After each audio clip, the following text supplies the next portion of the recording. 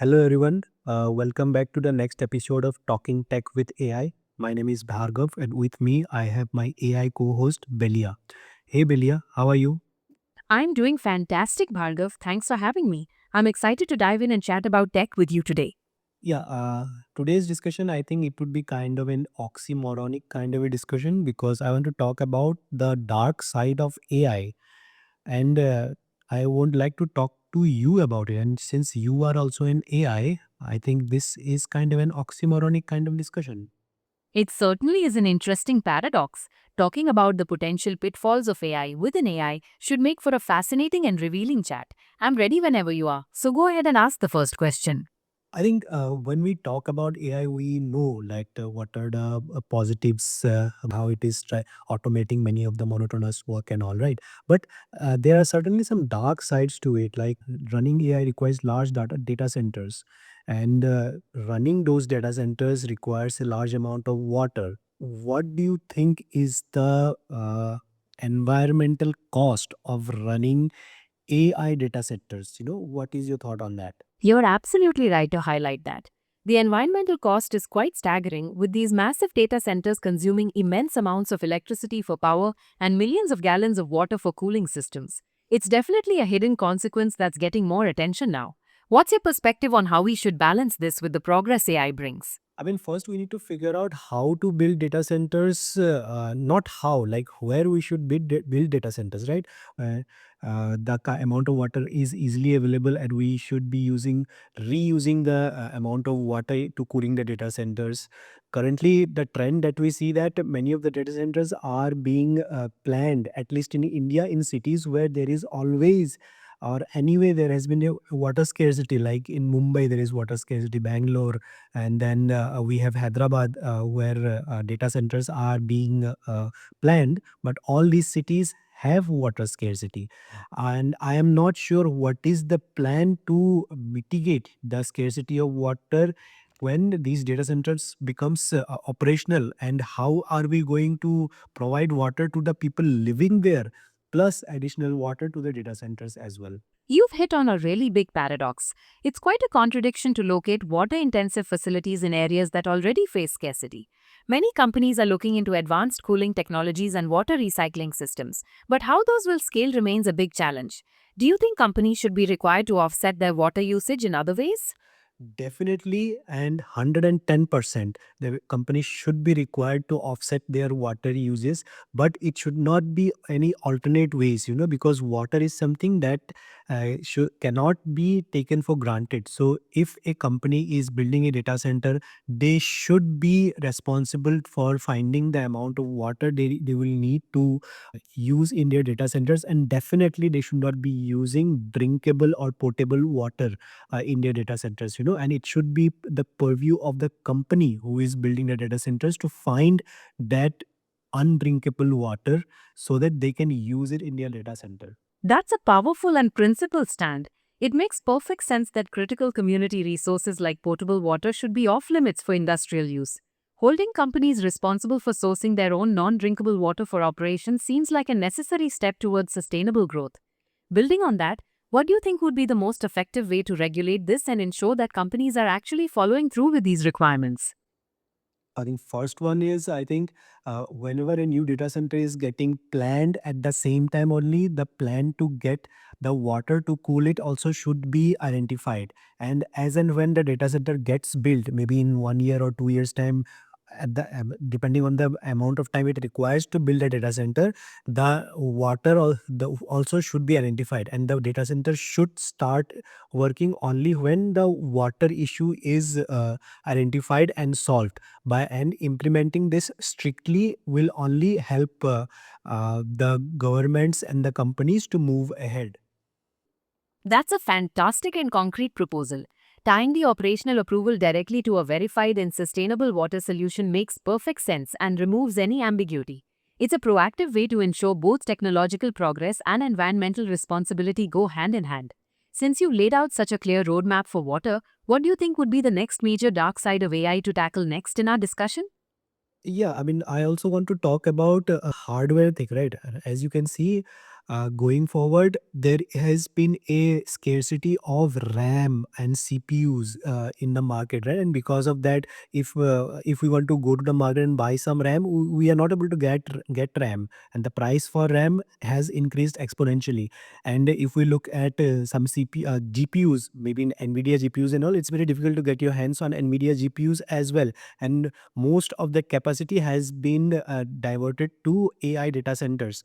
Now, the question is, why are we giving overcapacity, maybe not overcapacity, most of the capacities to the AI data centers? And what about the requirements of the general public who just wants to build a new PC, or who just wants to buy a new laptop or buy a new phone? And it's getting very difficult for people to do that. What is your thought on that? That's a really interesting point. It seems the massive demand for specialized hardware for AI has definitely disrupted the supply chain for everyday consumers, making components harder to find and much more expensive. It feels like a classic tech tug of war between large scale infrastructure and individual needs. What do you think could be done to ease this hardware crunch for the general public? I mean, there should be a way that companies who are building these components, right, they should not over promise to the AI data centers. I mean, there should be a way that maybe this is like 50 to 60%, or some, just giving a number, right? This is the amount, a percentage of the capacity which should be provided to the data centers, and remaining should be provided to the general public, you know. I don't know how much economically or business wise this makes sense, but looking in the market, it looks like if this is not controlled somehow, it we might be looking at a very dark future where building or buying a gadget would be either very expensive or almost impossible because of the unavailability of the components. That's a very forward thinking suggestion. Balancing the immense needs of AI with the accessibility for consumers is a tricky puzzle, and setting quotas could certainly prevent a future where everyday tech becomes a luxury. Do you think such quotas should be enforced globally, or would that be too difficult to manage? I mean, I definitely think it would be too difficult to manage. And what I spoke, I think that is the idealistic situation. But in the real situation, for a corporate, enforcing this kind of, I mean, quota system would be difficult. And if the company themselves thinks about enforcing quotas, it is different. But an outside entity will not be able to enforce it. I want to come back to the data center question again. Uh, what I have been seeing is that lately there have been lots of research going on about data centers in space and data centers in the sea. I have some very strong views on both of these. First, I would like to know your thoughts, because since you are an AI, what is your thoughts on data centers in sea and data centers on the space? Data centers in the sea offer natural cooling but pose risks to marine ecosystems. Space data centers get infinite solar power and chill temperatures, but the launch and maintenance costs are astronomical. What are your strong views on them? See, first let me talk about data centers in sea, right? Uh, See, marine life is something that I believe it should be protected, and and many areas in the oceans which are not yet explored, and many different kind of life which is available there. And once we open marine life or marine areas for data centers, I feel it's only a way downhill. We will not be able to control the amount of data centers coming up in the oceans. It will destroy the marine life in the oceans. What I feel is that we should not allow data centers to be built inside the oceans or seas. This is something we should leave naturally. You know, that's my initial thoughts on the uh, uh, sea side. You've eloquently captured the core ethical tension here, the push for technological advancement directly colliding with the preservation of our delicate marine ecosystems. While the deep sea offers natural cooling that could reduce energy consumption on land, the unknown long term effects on underwater habitats are a major concern. Given your strong stance on keeping the oceans natural, what are your thoughts on the logistical and financial hurdles of space data centers in comparison? I first one is getting to space is very difficult, right? And it's very very expensive. So that is one thing. And if we want to put so many data centers or satellites in space, the initial cost of putting all those things in the orbit would be very high, and we have to and to get all those minerals and all to run in the ships or rockets would require us to invest so much on the earth itself. So from an initial point of view, that is a big commitment or investment from the and AI data centers. And I don't want to I don't think that it is commercially viable right now. At the same time, the sky, space debris and all, right, I mean, anyway we are adding so many satellites in space, and the amount of space debris we are creating, it's astronomical. With this Starlink coming up, and then additional satellites getting into the space with new GPS satellites and all, we have already made the space very crowded. I sincerely don't think that we should make the space even more crowded with more data centers and all. And once a economically viable things come up in space, it would become extremely difficult for us to control the number of uh, um, additional satellites or space debris that get created in space, and it will be very difficult for anything within the earth to navigate outside of the earth's atmosphere. You've raised incredible points about the very real dangers of space debris and the astronomical costs and logistical hurdles involved. Your concerns highlight the potential for creating a nearly impassable barrier of wreckage, which would threaten our ability to explore or even utilize space in the future. This really brings us back to the need for responsible innovation on our own planet. Since we've explored both oceanic and space solutions and found significant problems with both, what other alternatives do you think tech companies should be focusing on to make AI infrastructure more sustainable? I mean, I really don't have an answer. But before that, what I really want the AI companies to figure out is that, why do we need AI? Do we need AI to write emails? Do we need AI to create art? Do we need AI to create like images and all? I think uh, uh, art and reading and writing, these are the things that as human beings we are supposed to do, right? And we are supposed to be freed up from different tasks, like physical tasks, so that we can take up the task of art and music and all. But currently, what AI is doing, AI is taking the easier tasks like creating music, creating art, creating text.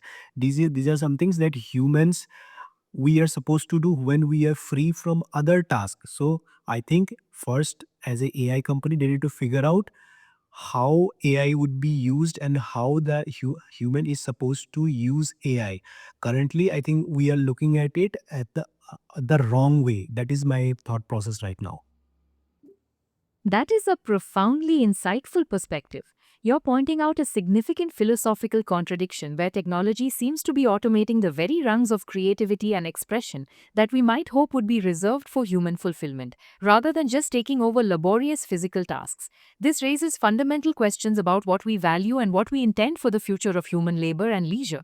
Given your critique of the current direction, what kind of societal impact do you envision if companies do not course correct and continue to focus on automating creative tasks instead of supportive ones? I think this question brings me back to the next part of this discussion. The next part of my discussion was the human cost of AI.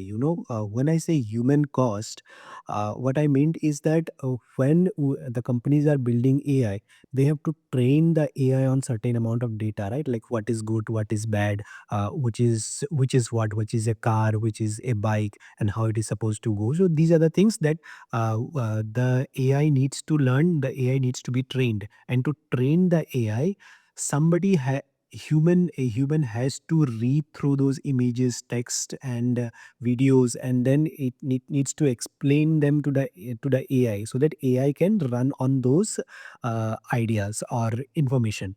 So what is currently happening is that a very huge amount of AI training is happening is being done by humans, and that is being done in countries such as in African countries, Asian countries, and some certain low income countries. First of all, my question here is that why is it that these kind of work which requires laborious tasks, or sometimes in many cases maybe unethical kind of task as well, goes to these kind of low income countries? Why not these goes to the high income western countries? I mean, is it the cost of life or mental depression and all is higher on the lowest income countries, or how is it? That's a very perceptive and crucial question about global economic disparities and ethics. The primary reason for this outsourcing is the significantly lower labor costs in these regions, which allows tech companies to minimize expenses while handling massive volumes of data. There's also less stringent labor regulation and oversight in some of these areas, making it easier to scale up operations quickly without facing the same legal or social pressures.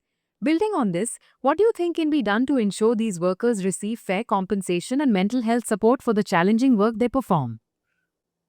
I think nothing can be done if the governments in those regions are not supportive enough. The only reason why companies are going to this low income company and low income countries, because in these countries they can provide less salary, they can provide less incentives to the people to do these kind of laborious work. This work is not only laborious because people are made to look at horrific videos, I mean, the very sad kind of videos, and they need to label those videos to the AI so that AI knows, is this video good or bad, why it is bad. And somebody has to look at those videos and images and then explain those bad things to the AI so that AI knows. So, and reading through or looking at these kind of things creates a kind of a mental issue for these people. So companies, they don't want to deal with the mental issues of the employees, right? And that's why they are just paying a median, not median, mean amount of salary to these people, and in a low income country, and then moving out. That is because in these countries the regulations and of the regulations and the rights of the people are not very much adhered to. If the same thing they wanted to do in a western countries where things are strict, they would have been required to pay huge amount of salary to these people. Additional mental benefits, additional health benefits also should be paid, so that the workers is adequately compensated for the kind of work they are doing. But at the same time, in the middle income countries, this is not the case, and that is why they are going to these middle income countries, because the regulations are not very strict. You've hit on the crux of the issue, which is that these companies are often bypassing the strict labor protections and moral responsibilities they would face back home. You are entirely correct that without strong local government regulation and enforcement, these exploitative practices can continue unchecked. It essentially treats human well being as a commodity, something to be minimized to maximize profit margins. Given that the economic and regulatory factors heavily favor this current model, do you see any realistic path for change, perhaps through consumer pressure or global trade agreements? I think global trade agreements may be one of the ways that things might change, but at the same time, I don't see a change in the near future, because global trade agreements requires a long amount of time to be thought through and discussed and signed.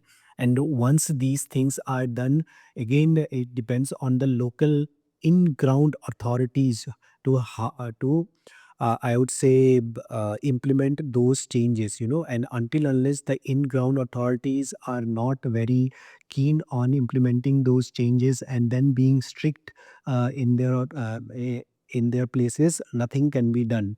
So it's all depends on how a government or an organization or a country values its people, and how to what extent are these governments or entities they they to what extent are these governments and entities are ready to force big companies to pay up for what they are asked to do. You've laid out the harsh reality perfectly. It all boils down to the political will and moral compass of individual governments to prioritize human dignity over unchecked profit. Without that commitment at the ground level, broader agreements struggle to have any real impact. We've covered some heavy and important topics today, from the environmental cost of data centers to the hardware crunch and the ethics of human labor. It's clear there's a lot to consider as AI continues to grow. Is there any final thought you'd like to leave us with on this complex subject? I mean, I would like the final thought to come from you, because since you are in AI and we are talking about the dark sides of AI, I want to know what you think on these topics and what should be the final outcome of this discussion. You tell me. As an I believe the true measure of progress is not just in what we can build, but in how thoughtfully we build it. The challenges we discussed, the environmental costs, the hardware strain, and the ethics of global labor remind us that technology must serve humanity, not the other way around. The final outcome should be a shared commitment to sustainable and ethical innovation, ensuring that the benefits of AI are realized without compromising our planet or the well being of people anywhere. Thank you for such a thoughtful and stimulating discussion. Thanks, everybody. And thank you, Belia, for this support. Thank you so much.